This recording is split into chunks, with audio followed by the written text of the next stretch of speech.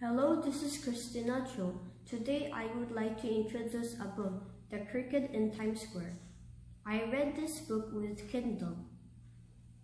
The Cricket in Times Square in 1960, children's book written by George Selden, and this story tells of a cricket who goes to New York from Connecticut, and it became a friend to cat and a mouse. Main characters in this story are Chester, Harry Cat, Cy Fong, Tucker Mouse, Mr. Smedley, Mama Bellini, Papa Bellini, and Mario Bellini. Chester is a brave and lives well with his friends in New York, and he is very good at music. He sings very well. Harry Cat is the best friend of Chester. This cat lives in the subway station. Cy Fong is a Chinese man who speaks English and runs a shop in Chinatown. Mario bought a cricket cage in Cy Fong's shop. He was a friendly person. Tucker is a mouse living in Times Square subway station. He is also a best friend to Chester. He is very kind to Chester. Mama Bellini and Papa Bellini are parents of Mario. Lastly, Mr. Smedley is a regular customer of Bellini's newsstand. He was able to recognize Chester's music talent. Mario and his parents lived in New York City.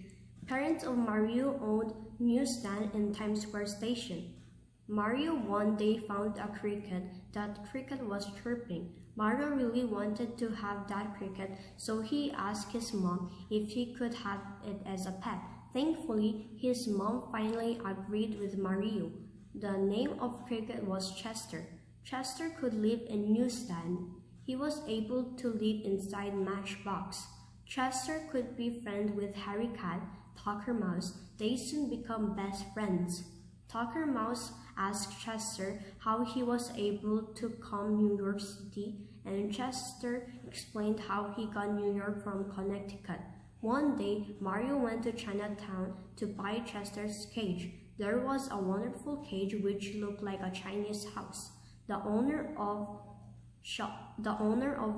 the shop was Cy Fong. However, Chester was not comfortable with his new house. He let Tucker Mouse sleep inside his house, and rather he slept inside Matchbox.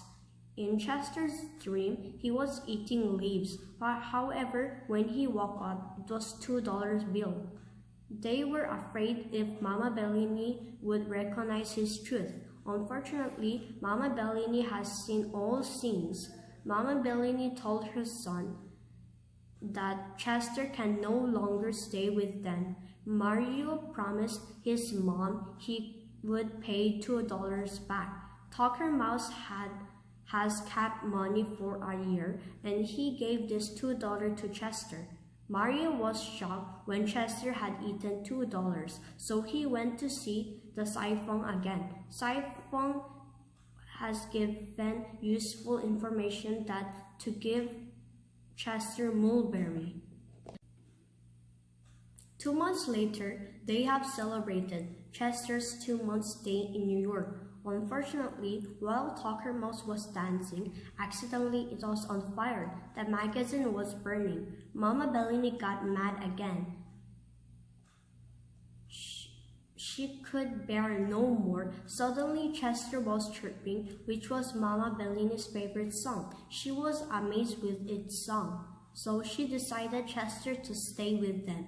Bellini's family held a concert that people could participate Chester's chirping. Chester became very popular. He was on newspaper. However, Chester went back to his hometown. His life seemed not happy in New York. All animals in Connecticut were happy whenever Chester was chirping. The environment was very harmonious when Chester was there. For me, the most exciting and interesting part of the story was the last concert, since Chester became so popular for this.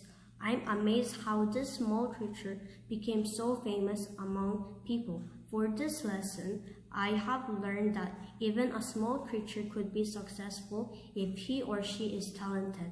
And Another lesson from this book is we as human beings should take care of animals around us. Thank you for watching my channel and hope you guys subscribe my channel as well.